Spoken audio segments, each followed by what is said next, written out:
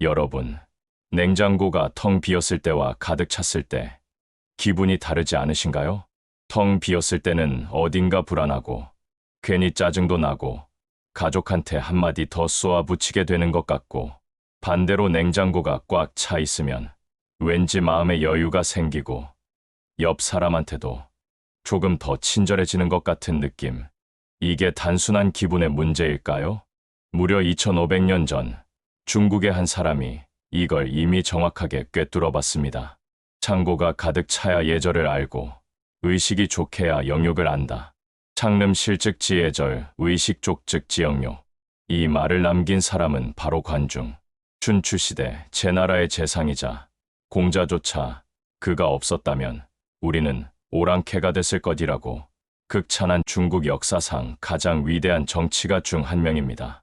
오늘은 이 짧은 문장 하나를 가지고 역사, 경제, 심리학 그리고 우리 사회 현실까지 쭉 파헤쳐 보겠습니다. 일부 관중은 누구인가? 관중. 이름은 이중, 자가중입니다. 기원전 7세기 사람이에요. 그는 원래 제나라 공자 규의 신하였습니다. 그런데 왕위 쟁탈전에서 규가 패하고 관중은 적군의 포로로 잡히게 됩니다. 이때 살아남은 쪽은 규의 라이벌, 바로 훗날 제환공이 되는 소백이었어요. 보통이라면 관중은 거기서 죽었겠죠.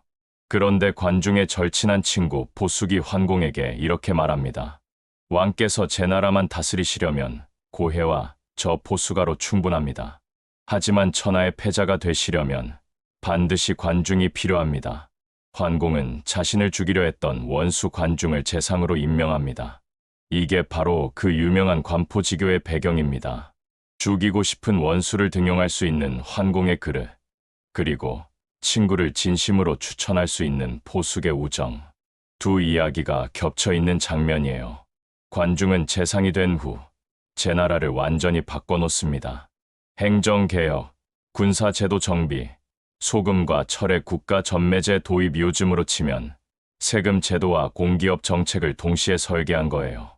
그 결과 제환공은 춘추시대 최초의 패자, 즉 제후들의 맹주가 됩니다. 공자는 관중을 개인적으로는 예가 부족한 사람이라고 비판했지만 동시에 이렇게 말했어요. 관중이 없었다면 우리는 머리를 풀고 옷깃을 왼쪽으로 여미는 오랑캐가 되었을 것이다.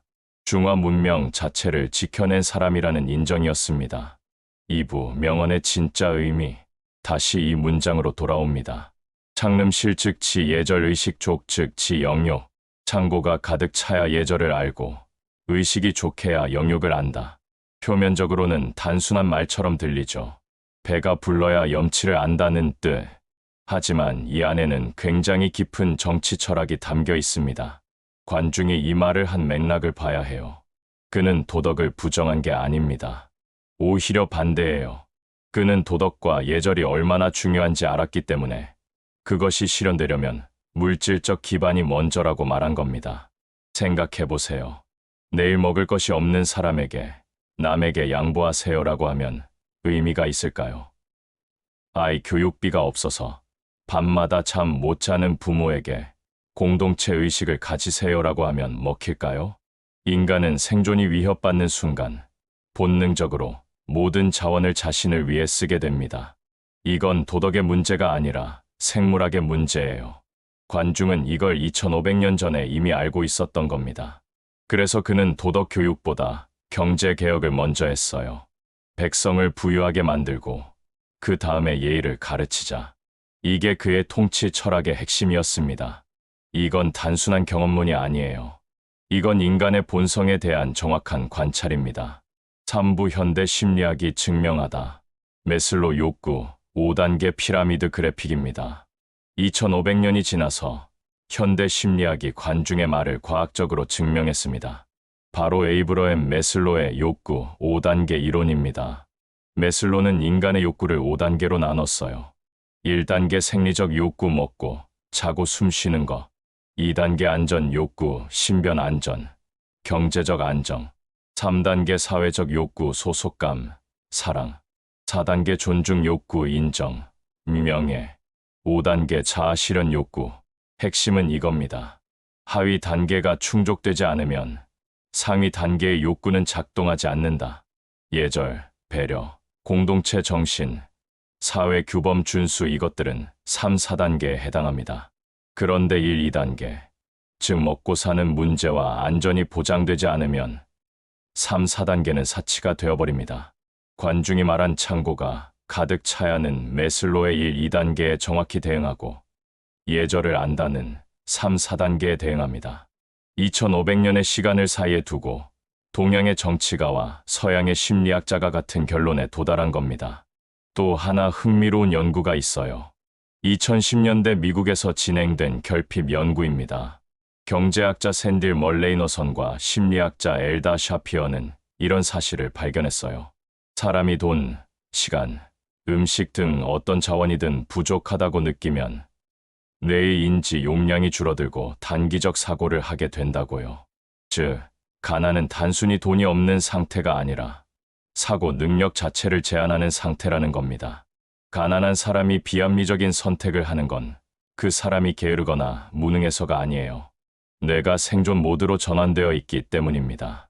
장기적 사고, 타인 배려, 사회적 규범 준수 이런 것들은 뇌의 여유, 공간이 있어야 가능한 일입니다. 관중은 이걸 데이터 없이 오직 인간에 대한 날카로운 관찰로 꿰뚫어 본 겁니다. 사부 역사 속 증거들. 역사는 관중의 말이 맞았음을 반복해서 보여줬습니다. 첫 번째 사례 프랑스 혁명 1789년. 혁명 직전의 프랑스를 보면 극심한 흉년으로 빵값이 폭등했습니다. 루이 16세와 마리 앙투아네트가 베르사유에서 사치를 누리는 동안 파리 서민들은 굶어 죽어가고 있었어요. 어떤 역사학자들은 말합니다. 프랑스 혁명의 도화선은 이념이나 계몽 사상이 아니라 빵이었다고. 창고가 비었을 때 사람들은 예절 대신 혁명을 선택했습니다. 두 번째 사례 2008년 금융위기 이후. 미국과 유럽에서 금융위기 이후 극우 포퓰리즘이 급격히 부상했습니다. 일자리를 잃고 집이 경매에 넘어가고 미래가 보이지 않는 상황에서 사람들은 우리 대 그들의 프레임으로 세상을 보기 시작했어요. 이민자 혐오, 외국인 배처, 사회적 혐오 표현의 증가 이것들이 경제 위기와 함께 왔습니다. 창고가 비면 사회 예절도 함께 무너집니다. 세 번째 사례 한강의 기적, 대한민국. 반대의 사례도 있습니다. 한국은 1950년 전쟁으로 폐허가 된 나라였어요. 1인당 GDP가 아프리카 최빈국 수준이었습니다. 그 시절 한국 사회는 어땠나요? 생존을 위해 수단과 방법을 가리기 어려운 상황이었습니다. 그러나 경제가 성장하고 중산층이 생겨나면서 시민의식도 함께 성장했습니다. 민주화 운동이 가능했던 것도 어느 정도 먹고 살만해진 다음이었어요. 1987년 6월 항쟁의 주역은 배고픈 사람들이 아니라 교육받고 경제적으로 어느 정도 자리 잡은 중산층이었습니다. 창고가 가득 찼을 때 사람들은 더 높은 가치를 향해 나아갈 수 있었습니다. 5부 지금 우리 사회에 던지는 질문. 이제 2025년 대한민국으로 돌아와 볼게요. 우리 사회, 요즘 많은 분들이 느끼실 거예요. 뭔가 각박해졌다고, 서로 배려가 줄어들었다고, 온라인은 혐오와 분노로 가득하고, 세대 간 갈등, 성별 갈등, 지역 갈등은 점점 심해지는 것 같다고. 왜 그럴까요? 혹시 이게 사람들이 갑자기 못된 사람이 되어서가 아니라 창고가 비어가고 있기 때문은 아닐까요? 청년 실업률은 좀처럼 줄지 않고, 집값은 감당이 안 되고, 노후를 책임질 연금은 불안하고, 물가는 오르는데 임금은 제자리. 이런 상황에서 사람들에게 서로 배려하고, 공동체를 위해 양보하고, 사회적 책임을 다하라고 요구하는 건 얼마나 현실적일까요? 관중이라면 뭐라고 했을까요? 아마 이렇게 말했을 거예요. 먼저 창고를 채워라. 그러면 예절은 자연스럽게 따라온다. 물론 이 말이 면죄부가 되어서는 안 됩니다. 나는 가난하니까 무례해도 된다는 말이 아니에요. 관중의 메시지는 개인에 대한 것이 아니라 국가와 사회 시스템에 대한 것입니다. 국가는, 사회는, 시스템은 시민들이 기본적인 경제적 안정을 누릴 수 있도록 만들어야 할 책임이 있다. 그래야 그 위에서 더 나은 시민의식, 더 나은 민주주의, 더 나은 공동체가 피어난다. 6부, 오해와 반론. 물론 반론도 있습니다. 중요한 반론을 짚고 넘어가야 해요. 반론 1. 가난해도 이해에 바른 사람은 많다. 맞습니다. 물론 있어요. 개인의 도덕성은 경제 수준만으로 결정되지 않습니다. 가난 속에서도 훌륭한 인품을 유지하는 분들이 분명 있어요. 하지만 관중의 말은 개인에 대한 통계가 아니라 사회 전체의 경향성에 대한 이야기입니다. 개인의 예외는 있지만 집단적 차원에서는 경제적 안정과 사회적 예절이 강한 상관관계를 보입니다. 반론 2. 그럼 부자는 다 예에 바른가? 전혀 아닙니다. 오히려 과도한 부가 도덕 불감증을 낳기도 하죠. 관중의 말은 부유할수록 좋다는 무한 성장론이 아니라 기본적인 생존과 안전이 보장되어야 한다는 뜻입니다. 극도의 빈곤도 문제지만 극도의 불평등도 문제입니다. 창고가 일부에게만 가득 차고 나머지는 텅 빈 사회는 관중의 이상과 거리가 멉니다. 반론 3. 도덕교육이 더 중요하지 않은가? 관중은 도덕교육을 부정하지 않았어요. 다만 순서가 있다고 본 겁니다. 빈 위장에 도덕을 채우는 것보다 먼저 위장을 채우고 그 위에 도덕을 쌓는 것이 더 효과적이고 지속 가능하다고. 마무리 우리가 가져갈 메시지. 자, 정리해 볼게요. 관중의 한 문장 창고가 가득 차야 예절을 안다. 은 단순한 격언이 아닙니다. 이것은 인간 본성에 대한 통찰이고 국가 경영의 철학이며 2500년이 지나도 여전히 유효한 사회과학적 명제입니다. 우리가 오늘 이 말에서 가져갈 수 있는 메시지는 3가지입니다. 첫째, 개인으로서 나 자신의 창고를 채우는 것에 죄책감을 갖지 마세요. 내가 안정되어야, 내가 여유로워야 비로소 타인을 진심으로 배려할 수 있습니다. 스스로를 희생해서 도덕적인 척하는 것보다 내 삶을 먼저 단단히 세우는 것이 더 지속 가능한 선함의 기반입니다. 둘째, 사회를 바라볼 때 누군가가 각박하게 굴거나 이기적으로 보일 때 그 사람의 창고 상태를 한번 생각해 보세요. 쉽게 비난하기 전에 그 사람이 어떤 결핍 속에 있는지를 먼저 이해하는 것. 그게 진짜 공감입니다. 셋째, 사회 시스템에 대해 우리는 구성원 모두의 창고가 최소한의 수준은 채워지는 사회를 요구해야 합니다.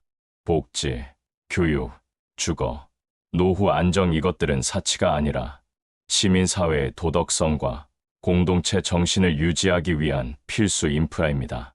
관중은 지금으로부터 2600년 전 사람이지만 그의 통찰은 어쩌면 지금 이 시대에 가장 절실하게 필요한 메시지일지도 모릅니다.